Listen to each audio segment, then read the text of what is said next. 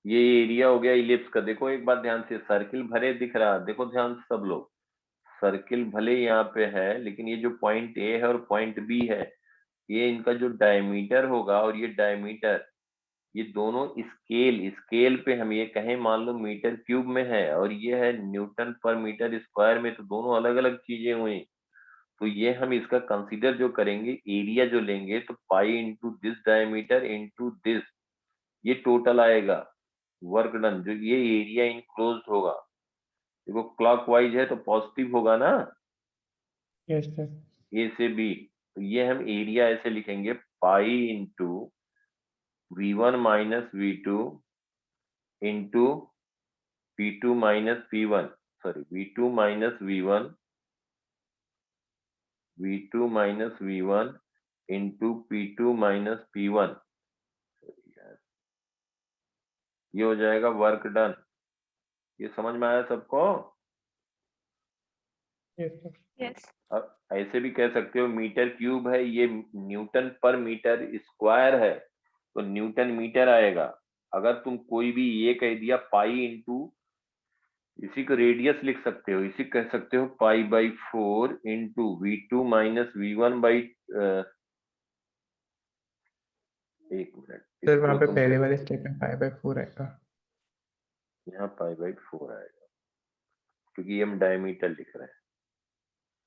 बिल्कुल सही बात है। इसी को लिख सकते थे V2 माइनस V1, ये हम डायमीटर लिख रहे हैं, रेडियस कहते थे इसका हाफ कह देते ना, pi by 4 into V2 minus V1, V2 minus V1। या ऐसे कह सकते थे, अगर इसको लिखना है तो pi into R1, pi into R1 लिखते, पाई इंटू R1, तो कहते V2 minus V1 by 2 into R2, दूसरे का हम प्रेशर के टर्म में लिखेंगे। वही बात आ गई, बोथ आर सेम। समझ में आ रही बात सबको? यस। Yes. पॉजिटिव आया, अगर यही एंटी क्लॉकवाइज होता तो निगेटिव होता, यही एंटी क्लॉकवाइज होता तो निगेटिव होता। समझ में आई बात बेटा?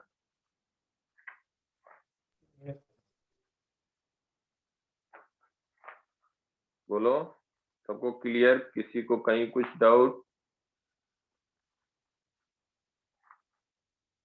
No sir. कुछ भी किसी को कहीं पे भी देख लो एक बार। एंटी क्लॉकवाइज और नेगेटिव क्यों होगा? एंटी क्लॉकवाइज बेटा, एरिया जब हम लिखेंगे 1 से 2 जा रहा है, तो क्या हो रहा है कि यहाँ पे इसका जो एरिया होगा एक्सपेंशन हो रहा है, ये टोटल एरिया आया, और यहाँ 2 से जब 1 पे गए तो ये एरिया सब्ट्रैक्ट हो रहा है। 2 से 1 जब जाएंगे तो यही एरिया इससे सब्ट्रैक्ट हो जाएगा, तो बचेगा ये।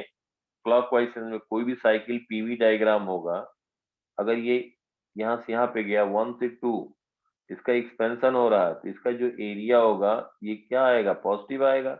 लेकिन Yes. अगर यही प्रोसेस 2 to 1 जाएगा तो कंप्रेशन हो रहा है ना, Yes, sir. ये जो वर्क डन होगा by gas, that will be negative. Yes, sir.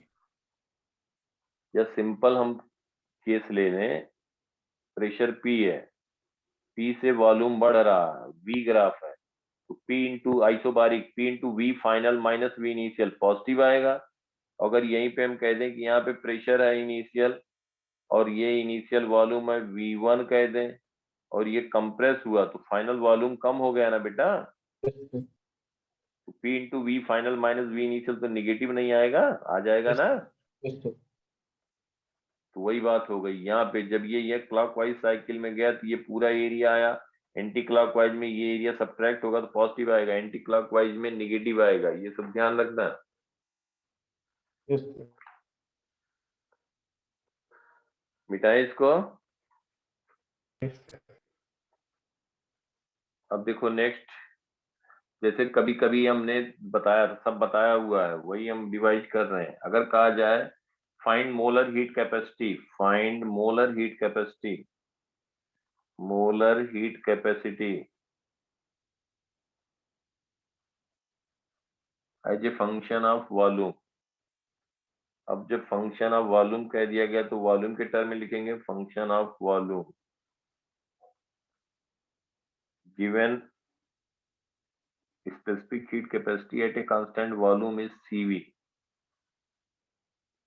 Specific heat capacity at a constant volume.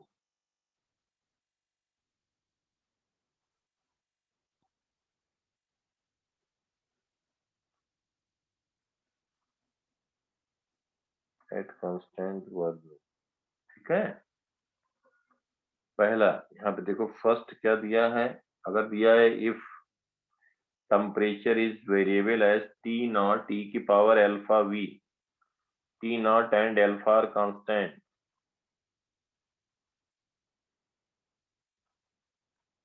तो हमें बताना है स्पेसिफिक मोलर हीट कैपेसिटी या स्पेसिफिक हीट कैपेसिटी कह देते हैं। मोलर हीट कैपेसिटी मतलब for 1 mole that will become specific heat capacity in general. दूसरा केस कहा गया है कि अगर प्रेशर चेंज हो रहा है P नॉट e की पावर अल्फा v, तो P naught and alpha are constant, and alpha are constant कैसे लिखेंगे, बताया था ना बेटा, डायरेक्ट हमने लिखने को बताया था। C can be written as CV plus dV by dt upon V by T into R। ये कहाँ से आ गया, हमने कहा था ये लर्न किए रहना। तो गामा -1 भी आता है CV के नीचे। यस CV के डिनोमिनेटर में गामा -1 भी आता है। नहीं बेटा, वो CV की जब वैल्यू रखते हो R अपान गामा -1, CV की जब वैल्यू रखोगे R के टर्म में तब क्या आएगा, R अपान गामा -1। नहीं समझे? हाँ सर समझ गया। तो ये इसको ऐसे भी लिख सकते हो, C इज इक्वल टू, अगर इसका CV नहीं दिया गामा दिया है तो CV को R अपान गामा -1 लिख सकते हैं, gamma -1 plus dV by dt। ये सिंप्लीफाई करके आसान बना दिया था कि जिससे फट से लिख दो, टाइम भी बचाना है क्वेश्चन करने के साथ। इसको डिराइव किया था या नहीं किया था? ये अरे कहीं से कुछ ऐसा नहीं किया था। देखो डी की first law thermodynamics dW plus du, तो dq NCDT लिख दिया, du लिख दिया NCVDT प्लस PdV लिख दिया, और ये since PV is equal to nRT, तो PdV by dt, sorry PdV by dt अगर हम कह दें, इसको डिफरेंशिएट कर दें और स्मॉल वेरिएशन के लिए प्रेशर को कांस्टेंट मान लें, तो ये हो जाएगा nR, तो PdV को लिख देंगे nRDT, यही वैल्यू रख दिया था। NCDT is equal to NCVDT plus PdV।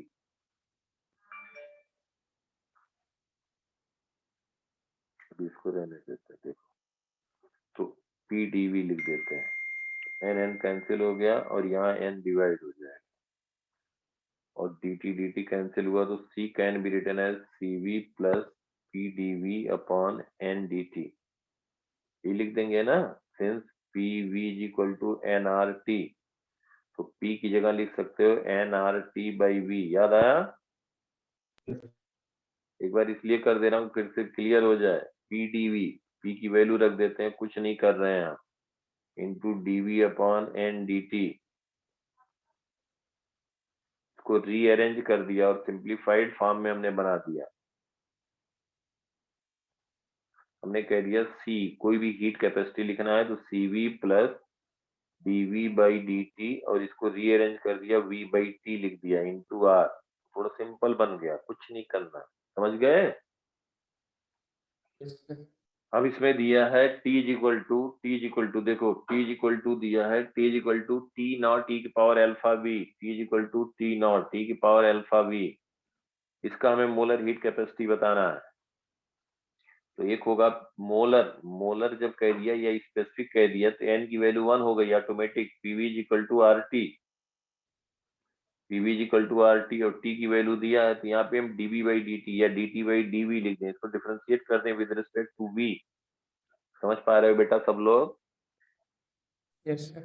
Question में T दिया ही है as a function of V, तो क्या करें, dV बाई dt चाहिए तो dt बाई dV लिख के हम फिर उसको रिवर्स कर देंगे इंटू अल्फा e की पावर अल्फा v। तो यहाँ से dV बाई dt जब लिखोगे dV बाई dt, तो ये हो जाएगा 1 अल्फा टी नॉट ई की power alpha V DV by D T हो गया, डीवी बाई डी टी। अब हम कह रहे हैं सी की वैल्यू हो गई C V plus dV by D T, 1 alpha T naught ई की power alpha V upon V by T, upon V by T, V upon T. T क्या लिखोगे, बोलो टी क्या लिखोगे बेटा? इंटू आर तो होगा ही होगा, वी बाई टी, टी लिखना है। TV by T R. देखो ध्यान से, टी दिया ही है, कुछ नहीं करना है, टी जो दिया है वही वी बाई टी लिख देते हैं, क्योंकि फंक्शन ऑफ वॉल्यूम पूछा तो वी तो रखना ही है ना बेटा। देखो टी नॉट ई power alpha B, T naught ई पावर अल्फा बी, तो सी की वैल्यू आ गई C V plus R upon alpha B. ऐसे करोगे एक लाइन में, ऑप्शन रहेगा, नहीं तो इधर उधर करते रहोगे बहुत टाइम लगेगा। समझ में आया सबको? कुछ एक्सक्यूज मी नहीं सर। किया? हाँ बोलो। सर जब हमने डीवी के साथ उसे उसका डेरिवेटिव लिया था तो ई में सर हम्म, चेंज नहीं आता है? क्या बेटा सर जब हमने डेरिवेटिव लिया है यहाँ पर लिया है? तो ई की पावर अल्फा बी में चेंज नहीं आएगा? ई की पावर बेटा ए एक्स होता है, differentiation with respect to X, ये होता है ए कांस्टेंट अगर है तो ए इंटू ई की पावर ए एक्स होता है, ओके सर। और चेंज नहीं होता है, यही होता है। ई की पावर ए एक्स, तो अल्फा वी है तो अल्फा बाहर आ गया, कांस्टेंट था बाहर हमने ले लिया, बाकी एज इट इज रहेगा। ठीक है, yes.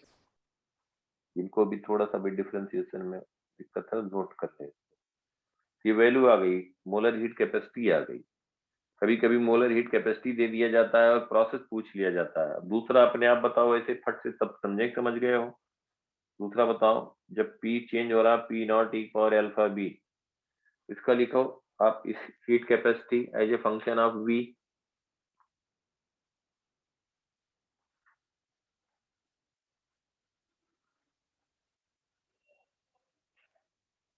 If P is equal to P not e power alpha V, to find its molar heat capacity, C is equal to CV। कभी अगर CV नहीं दिया है तो R अपन गामा -1 लिख देंगे।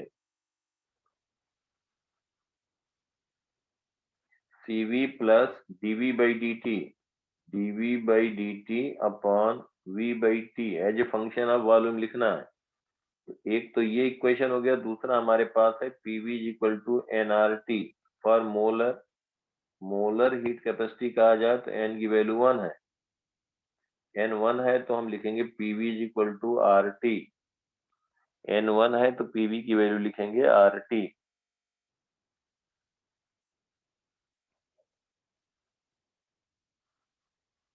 ठीक है बेटा, तो dV बाई dt हमें लिखना है। तो देखो फर्स्ट और सेकंड से हम पहले क्या करें, P को चेंज कर दें V और T के टर्म में। समझ में आई बात हमारी? Yes sir. From first and second कुछ नहीं है, देखो कितना आसान, कुछ नहीं, कैसा भी रहे यार।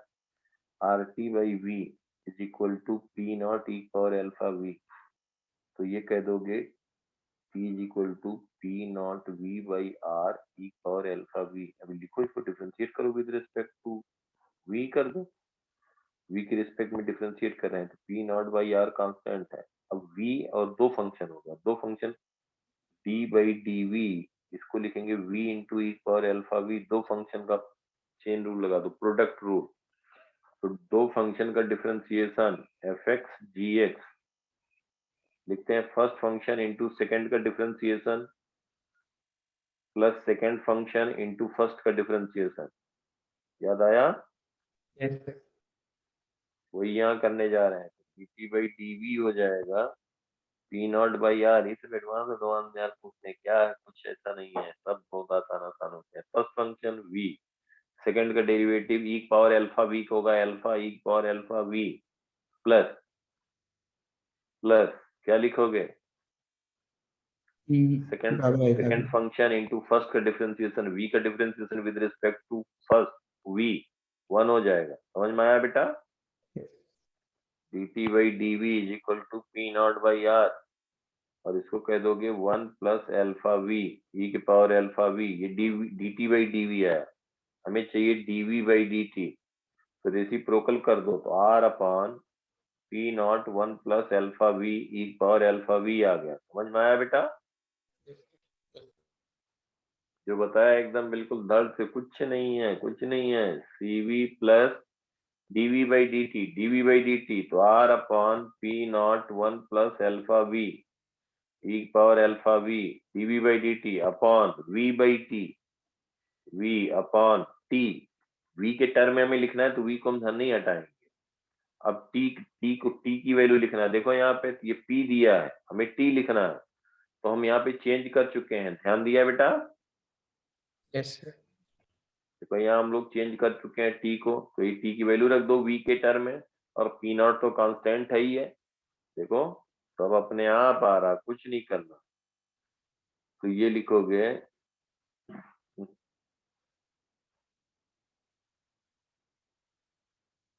ये वैल्यू आ रही है v बाई, ये लिख देंगे t की वैल्यू है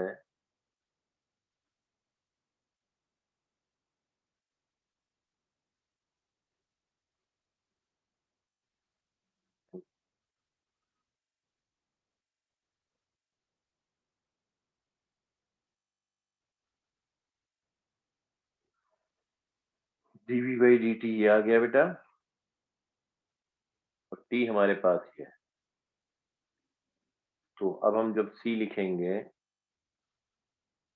c लिखने जा रहे हैं तो c की वैल्यू लिखेंगे cv plus dv by dt, देखो इसको a कह दिया जाए, dv by dt r upon p not 1 plus alpha v E power alpha v, कुछ नहीं बेटा, देख के सब घबराना नहीं, सब आसान आसान है यार। v by T, v upon T लिखोगे तो p नॉट v, यही t लिख रहे हैं बाई r, इसलिए ऐसे लिख रहे हैं क्योंकि हमें चाहिए एल v के टर्म में, जब क्वेश्चन में दिया है तो बस c की वैल्यू आ गई cv plus r upon p not into r भी होगा,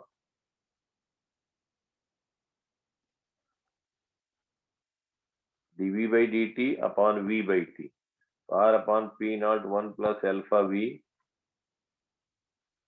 की power alpha v into r upon p not v ई की power alpha v into r ले तो नहीं लिया था?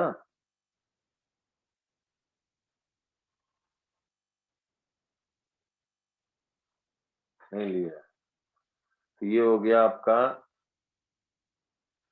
कुछ तो गड़बड़ हुआ।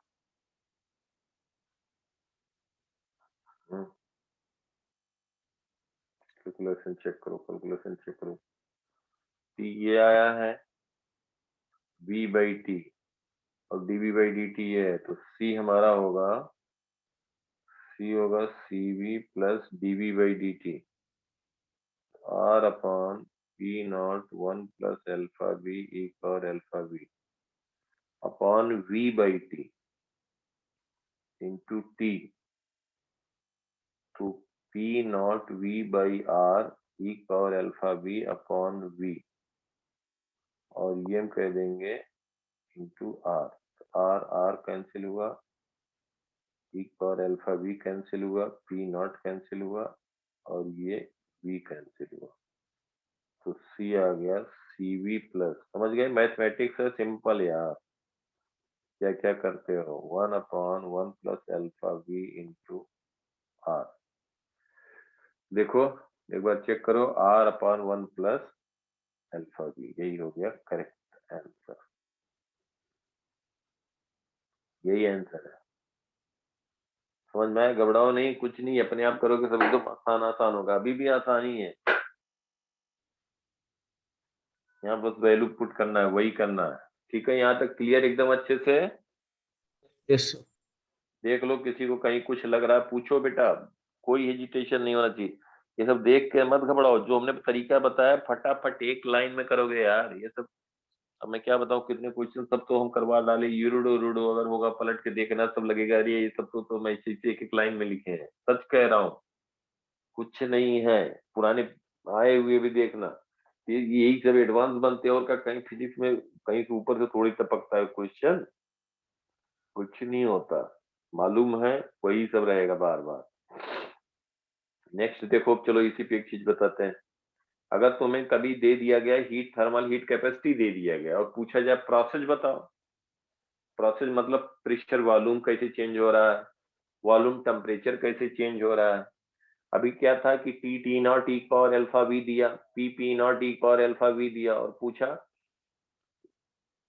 Heat capacity at constant volume दे दिया, पूछा हीट कैपेसिटी बताओ जनरल प्रोसेस के लिए। अब वो ना आइसोकोरिक था, ना आइसोबारिक था, ना आइसोथर्मल था, ना एडियाबेटिक था, जनरल प्रोसेस था where T was varying, T is equal to T naught e power alpha v, ऐसे प्रेशर चेंज हो रहा था बेटा।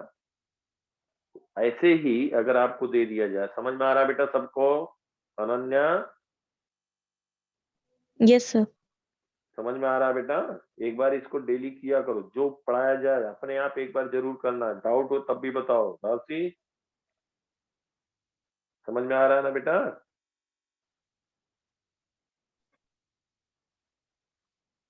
हेलो हेलो अनन्या समझ में आ रहा है बेटा? Yes, sir. हाँ बिल्कुल बेटा, कुछ नहीं मुश्किल है, बस एक बार करोगे दोबारा करोगे लगेगा अरे यही सब है, सब ये सब पूछे गए हैं, ऐसे से एडवांस में आते हैं 8 नंबर 6 नंबर 10 नंबर, फिर वही एकदम बिल्कुल इंटरेस्ट आ जाए, कुछ नहीं होता है। समझ में आ जाए तो आसान है, मुश्किल नाम कोई चीज नहीं होती है, आसान। समझ में आ गया, अच्छे से कर रहे हो, सब आसान। छोटी चीज नहीं मालूम तो वो आदमी को मुश्किल लगता है, यही होता है। हमारा तो ऐसे ही मानना और सही मानना, इतने साल से कह रहा हूँ तो कुछ तो एक्सपीरियंस होगा। अब देखो, फाइंड इक्वेशन ऑफ प्रोसेस पूछ लिया जाए, find equation of process, find equation of process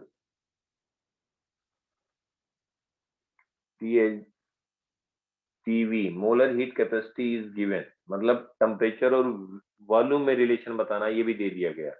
molar heat capacity as molar heat capacity is molar heat capacity is given as, अब यहाँ मोलर हीट कैपेसिटी दे दिया गया बेटा, तो हम तीन केस बना रहे हैं। सी की वैल्यू दिया सीवी प्लस एल्फा टी, एक यहाँ पे दिया C is equal to CV plus beta V, C यहाँ पे कह दिया जाए सी की वैल्यू है CV plus AP, A is constant AP, alpha beta A are constant, alpha beta and A are constant. Gamma इसलिए नहीं लिखा कि सोच रहे हो कि अल्फा बीटा के बाद गामा लिख देते, गामा क्योंकि ऑलरेडी डिफाइंड है सीपी बाई सीवी। अब यहाँ पूछ लिया कि टेम्परेचर वॉल्यूम या प्रेशर वॉल्यूम, भाई जब पीवी है, आइडियल गैस इक्वेशन है, तो PV is equal to NRT हमारे पास है। जब टेम्परेचर वॉल्यूम में रिलेशन आ जाएगा, टेम्परेचर वॉल्यूम में, तो हम टेम्परेचर को एलिमिनेट करके प्रेशर वॉल्यूम बता सकते हैं, बिल्कुल बता सकते हैं। बताओ इन तीनों में से एक हम करें, बाकी दो तुम लोग करोगे, कौन सा हम करें बताओ तीनों में से?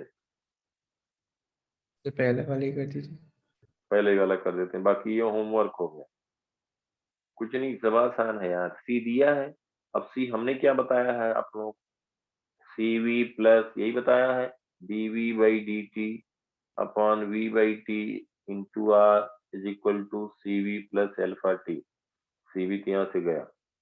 अब देखो D V by D T into T by V into R is equal to alpha T, T वाला टर्म एक साइड ले आओ, कुछ बचा ही नहीं, हो गया, टी टी कैंसिल हुआ। देखो अभी मत कहना कि सर अपना पहला वाला कर दिए हमको बाकी छोड़ गए, तुम्हें कहा तो मैं वही बताया।